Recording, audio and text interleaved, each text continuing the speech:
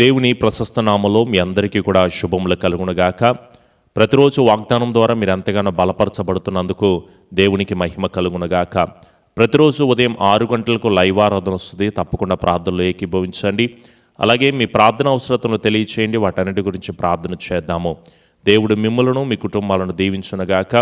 లేఖన భాగాలు తెరిచి కీర్తనలో 103వ కీర్తన 22వ వచనము, నా ప్రాణమా యెహోవాను సన్నుతించుము. Praise lord. అక్కడ ఉంటున్న భక్తుడు తన ప్రాణాలతో చెప్తున్నాడు, నీవు జీవము కలిగిన దేవుణ్ణి సన్నుతించు, స్తుతించు, ఆరాధించు, ఆయన్ని గణపరచు అని ఎంతగానో మాట్లాడుతున్నాడు.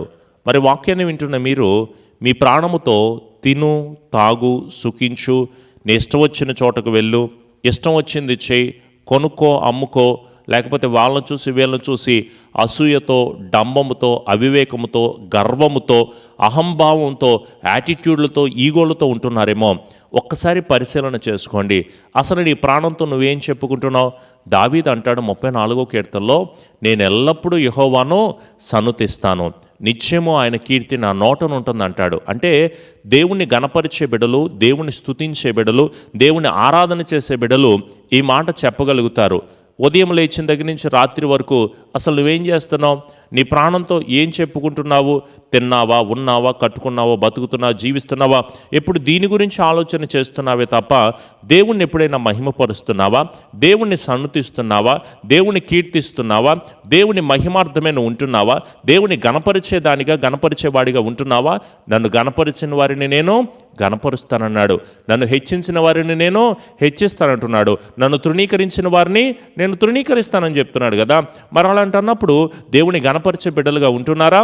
అసలు నీ ప్రాణంతో చెప్పుకుంటున్నావా దేవుని స్తుతించాలని, దేవుని గణపరచాలని? బాధలతో ఉన్నావు, కష్టాలతో ఉన్నావు, నష్టాలతో ఉన్నావు, శోధనలతో ఉన్నావు, కలవరభరితమైన పరిస్థితులతో బాధపడుతున్నాను పాస్టర్ గారు, తట్టుకోలేకపోతున్నా, అందుకనే నా జీవితంలో దేవుని స్తుతించలేకపోతున్నా. నాకు కూడా స్తుతించాలని ఉంది, నాకు కూడా దేవుని గణపరచాలని ఉంది. అలనాడు దేవదూతలంట పరిశుద్ధుడు, పరిశుద్ధుడు, పరిశుద్ధుడు అని గానం ప్రతిగానాలతో ఆ జీవము కలిగిన దేవుని స్తుతిస్తున్నట్లుగా నేను కూడా ఆ దేవుని స్తుతించాలి, నేను కూడా ఆ దేవుని నామాన్ని నామస్మరణ చేయాలి అనే ఆశ, ఆలోచన ఉంది. కానీ స్తుతించలేకపోవడానికి కారణం ఏంటి? నీ బాధలేనంటావా? నీ ఆర్థికపరమైన ఇబ్బందులే అంటావా? నీ అప్పులేనంటావా? నీ రోగ సమస్యలేనంటావా? జాబ్ కోసం, సీటు కోసం, ఇల్లు కోసం, వివాహాల కోసం, కోర్టు సమస్యల కోసం, అక్కమ సమస్యల కోసం, స్వస్థత కోసం, గర్భఫల, ఈ సమస్యలన్నీ పాస్టర్ గారు నన్ను వెంటాడుతున్నాయి. బాధలు ఉన్నను కూడా దేవుని గణపరచాలి అన్న విషయం తెలియదా?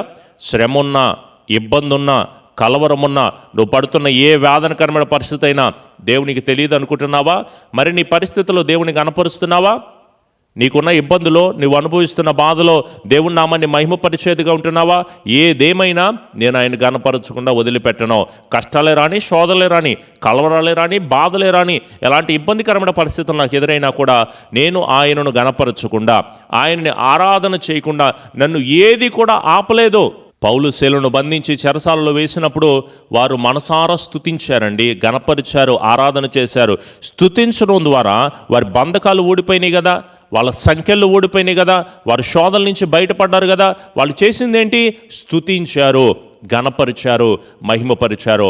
ఉదయాన్నే లేచి ఆయన్ని గణపరచు, రాత్రికాలం పడుకునే ముందు ఆయన గణపరచు, పాటలు పాడుతూ ఆయన స్తుతించు, స్తుతులు చెప్తూ ఆయన్ని మహిమపరచు, స్తోత్రాలు చెల్లిస్తూ, దేవా నాకు ఇచ్చిన సమస్తము కేవలం నీవు నాకు అనుగ్రహించినదే, నీకే నేను కృతజ్ఞతాస్తుతులు చెల్లిస్తున్నానని దేవుడి దగ్గర నిలబడి మోకరించి ప్రార్థన చేస్తే సర్వోన్నతుడైన దేవుడు నీకు సమాధానాన్ని అనుగ్రహించడా?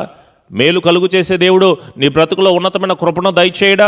ఆయన విడుదల ఇస్తాడో, ఆశీర్వాదాన్ని ఇస్తాడో, సమాధానాన్ని ఇస్తాడో, నీ బ్రతుకుని మార్చి సంతోషభరితంగా నిలబెడతాడో. నువ్వు అనుకుంటున్నావేమో ఇది పోవట్లేదు, అవ్వట్లేదు అని చెప్పేసి నీ దుఃఖాన్ని నాట్యముగా మార్చాలన్నా, నీ కన్నీటిని ఆనందంగా మార్చాలన్నా, నీ నిందలను ఆశీర్వాదకరంగా మార్చాలన్నా, బాధపడుతూ ఉంటున్న నీ జీవితంలో నోరు తెరువుమో, నేను దాని ఆనందంతో నింపుతాను అని చెప్తున్న దేవుడో. అలా మాట్లాడుతున్న దేవుని దగ్గర తిరగకుండా ఎవరి వైపు తిరుగుతున్నావు? బంధువుల వైపా, స్నేహితుల వైపా, నీ పై అధికారుల వైపా, నీ మనుషుల వైపా, నీ చుట్టుపక్కల వాళ్ళ వైపా? ఎవరినైనా సరే లైన్లో నిలబెట్టగలిగినంత శక్తి ప్రార్థనకి ఉన్నది. అసాధ్యమైన కార్యాలు సాధ్యపరచబడితే నువ్వేమీ బాధపడాల్సిన అవసరం లేదో, భయపడాల్సిన అవసరం లేదో. నేను ఎల్లప్పుడూ దేవుని స్తుతిస్తానో, నా పరిస్థితులన్నింటినీ ఆయనే మారుస్తాడో. నాకేం కావాలో, నీకేం కావాలో, మనకి ఏమి అనుగ్రహించబడాలో జీవము కలిగిన దేవునికి తెలుసో. ఆయనే చూసుకుంటాడో. ముందుగా మనం స్తుతించడం నేర్చుకుందాం, ప్రార్థన చేయడం నేర్చుకుందాం. ఆయన రాజ్యమును నీతిని మొదటగా వెతుకుడి, అప్పుడు మీకు కావలసిన అన్నిటిని కూడా నేను మీకు సమకూరుస్తాను. మీరు నా యందును, నా మాటలు మీ యందును నిలిచి ఉండిన ఎడల మీకు ఏది ఇష్టమో అడుగుడి, అప్పుడు మీకు కావలసిన అన్నింటిని కూడా నేను సమకూరుస్తానని దేవుడు చెప్పట్లేదా? ఎరుకో కోటగోడ లాంటి సమస్యలుగా ఉండే పాస్టర్ గారు అంటే దాన్ని కోల్చగలిగినంత శక్తి ఎవరికి ఉంది? స్తుతించడం ద్వారా, ఆరాధించడం ద్వారా, మహిమపరచడం ద్వారా, దేవుని గణపరచడం ద్వారా ఆయనే మీకున్న సమస్యలన్నీ విడుదల కలుగు చేయబడను గాక. మీకున్న దుఃఖదినములన్నీ తీసివేసి, మీరు పడుతున్న ప్రతి బాధను తీసివేసి, ప్రతి అప్పు సమస్యలు, ప్రతి రోగ సమస్యలు, ప్రతి కుటుంబ సమస్యలు, ప్రతి వేదనకరమైన పరిస్థితుల్లో నాజరేయుడైన యేసు నామములోనే నీ కుటుంబాల్లో విడుదల పొందుకుంటే, ఆమేన్, మీ కుటుంబాల్లో సమాధానాన్ని పొందుకుంటారు. ఎవరైనా చెప్తా ఉంటుంటే వినబాకండి. నీ కుటుంబము ఫలభరితంగా మార్చబడేది. నిన్ను ఆశీర్వదించేది దేవుడే. నీవు దేవుని మీద ఆధారపడితే ఆయన నిన్ను, నీ కుటుంబాన్ని, నీ కలిగిన సమస్తమును విడిచిపెట్టడో. నీ కొరకు దాచి ఉంచిన మేలులు చాలా గొప్పవి. వివాహాల విషయంలో, గర్భఫలం విషయంలో, వ్యాపారాల విషయంలో, నీవు చేస్తున్న పనుల విషయంలో, నీవు కడుతున్న ఇల్లు విషయంలో, కావాల్సిన లోన్ విషయంలో, నీవు కడుతున్న ప్రతి ఈఎంఐ విషయంలో దేవుడు నిన్ను వదిలిపెట్టడో, దేవుడు నిన్ను విడిచిపెట్టడో. సమృద్ధికరమైన కృపను నీ జీవితంలో నువ్వు పొందుకుంటావు. ఎవరేం మాట్లాడుతున్నా దిగులు పరిచే నీ శరీరం అంటూ ఉంటుంది, నీ బతుకు అయిపోయింది, నీ జీవితం అయిపోతూ ఉంటుంది, నువ్వు కలవరపడడమే తప్ప నీ బ్రతుకులో ముందుకు సాగలేవు అని అనేకమైన మాటలు చెప్తా ఉంటుంటే, నీ శరీరాన్ని పాడు చేసే మాటలు వినబాక నీ ఆత్మను వృద్ధి చేసే దేవుని వాక్యాన్ని వినడం వల్ల దీవెనకరంగా మార్చబడతావు. దావీదు ఉన్నతమైన స్థితికి ఎలా వెళ్ళాడో, సొలొమోను జ్ఞానమును, ఐశ్వర్యమును, ఘనతను ఎలా పొందుకున్నాడు? స్తుతించడం ద్వారానే కదా. స్తుతులు చేయడం ద్వారా యెహోషాపాతు పక్షాన దేవుడే ఉండి యుద్ధం చేశాడండి. ఈరోజు మీ పక్షాన అనేక మంది శత్రువులు వచ్చి దాడి చేస్తున్నారు. అనేక మంది మనుషులు నీ ముందుకు వచ్చి ఇబ్బంది పెడుతున్నారు, కలవర పెడుతున్నారు. వారు మరలా కనపడకుండా దేవుడిని నిర్మూలన చేస్తాడు, దేవుడే నాశనము చేస్తాడు. నీకు విరోధముగా రూపింపబడిన ఏ ఆయుధమును కూడా వర్ధిల్లకుండా దేవుడే నీ పక్షాన ఉండి యుద్ధము చేస్తాడు. నీ పక్షాన ఉన్నవాడు లోకంలో ఉన్నవానికంటే గనుడు, గొప్పవాడు. నీతో పాటు ఉండి ఆయన నడిపిస్తూ ఉండంటే మనకింకా ఎదురే ఎక్కడ. మనం దిగులు పడాల్సిన అవసరం లేదు. దావీదు యుద్ధమును జయించినట్లుగా, ఎస్తేరు ముందుకు సాగినట్లుగా, మోషేని దేవుడు నడిపించినట్లుగా, వాక్యం వింటున్న మీ అందరినీ కూడా దేవుడు సమృద్ధికరంగా నడిపించబడను గాక. దుఃఖ దినములన్నీ కూడా తీసివేసి ఫలభరితమైన ఆత్మను, మేలైన ఆత్మను, ఉన్నతమైన కృపను దేవుడు మీకు అనుగ్రహించబడను గాక. ప్రార్థన. కృపా సత్య సంపన్నుడా, మా గొప్ప దేవా, నీ కృప కలిగిన, దయ కలిగిన బంగారు పాదములకు మరొకసారి వందనములు, స్తుతులు, స్తోత్రములు తండ్రి. దేవా, ఈ రోజు నుంచి మా ప్రాణంతో చెప్తామో నిన్నే గణపరుస్తామని, నీవు చేసిన మేలులను మర్చిపోమని, నీవు మా ఎడల జరిగించిన ఆశ్చర్య కార్యములను, నీవు మా ఎడల జరిగించిన కృపలను జ్ఞాపకం చేసుకుంటూ తండ్రి, నీ సన్నిధానంలో మేమందరం వేడుకుని, మొరపెట్టి, ఆరాధిస్తూ, స్తుతిస్తూ నీ నామాన్ని మహిమపరుస్తున్నాం. ప్రభువా, ఒక్కసారి జ్ఞాపకం చేసుకోండి తండ్రి. దేవా, అనేక సమస్యలతో, కుటుంబ భారాలతో, భార్యాభర్తల సమస్యలతో, అప్పుల గొడవలతో, అనారోగ్య బాధలతో, ఇబ్బందికరమైన పరిస్థితుల్లో బాధపడుతున్న బిడ్డలందరికీ కూడా నాయన ఒక్కసారి విడుదలను కలుగు చేయండి తండ్రి. మీరే సమాధానమును అనుగ్రహించగలరు ప్రభువా. ఏకీభవిస్తున్న ప్రతి ఒక్కరికి కూడా ఉన్నతమైన కృప, క్షేమమును, బలమును, సమాధానాన్ని, ఆశీర్వాదాన్ని కలుగు చేసి దేవా, ఈ రోజు నుంచి నీ నామాన్ని సన్నుతిస్తాం ప్రభువా. ఈ రోజు నుంచి నీ నామాన్ని గణపరుస్తాము తండ్రి. ఒకవేళ ఇప్పటి వరకు స్తుతించలేదు, నన్ను గణపరిచిన వారిని గణపరుస్తాను అని చెప్పావు కదా ప్రభువా. మేమేమై ఉన్నామో కేవలము నీ కృపే తండ్రి. ఈరోజు మరొక వాగ్దానాన్ని వినడానికి మా అందరికీ మీరు ఇచ్చిన గొప్ప అవకాశాన్ని బట్టి స్తోత్రాలు తండ్రి.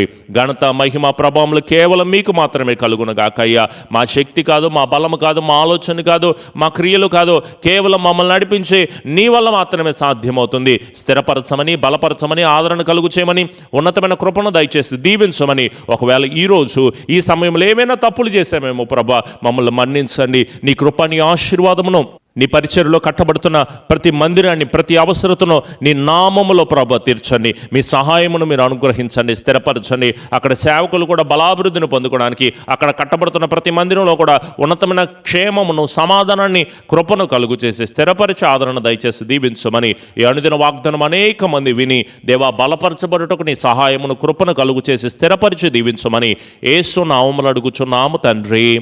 ఆమెన్. మన తండ్రి అయిన దీవెన, కుమారుని యొక్క కృప, పరిశుద్ధాత్మని యొక్క అన్యోన్య సహవాసపు సన్నిధి ఎల్లకాలము దేవుని ఆత్మ బిడ్డలకు, కుటుంబాలకు తోడయుండి నడిపించి స్థిరపరిచి ఆదరణ, క్షేమాభివృద్ధిని కలుగు చేయబడును గాక. ఆమెన్. యేసు రక్తమే ఇచ్చాం, సెలవు రక్తమే ఇచ్చాం. ప్రభు యేసు నామములో సంపూర్ణ చేయము, అపవాది క్రియలకు అనంత నాశనమును కలుగును గాక. ఆమెన్. మీ అందరినీ దేవుడు దీవించునుగాక. ఉదయం 6 గంటలకు లైవ్ ఆరాధన వస్తుంది. తప్పకుండా ప్రార్థనలో మీరందరూ కూడా ఏకీభవించండి. అలాగే వాగ్దానాన్ని మీ స్నేహితులకి, బంధువులకి కూడా షేర్ చేయండి. అలాగే ఛానల్ని సబ్స్క్రైబ్ చేసుకోండి. ఇంకా మనం ఆధ్యాత్మికంగా ముందుకు సాగుటకు అవకాశం ఉంటుంది.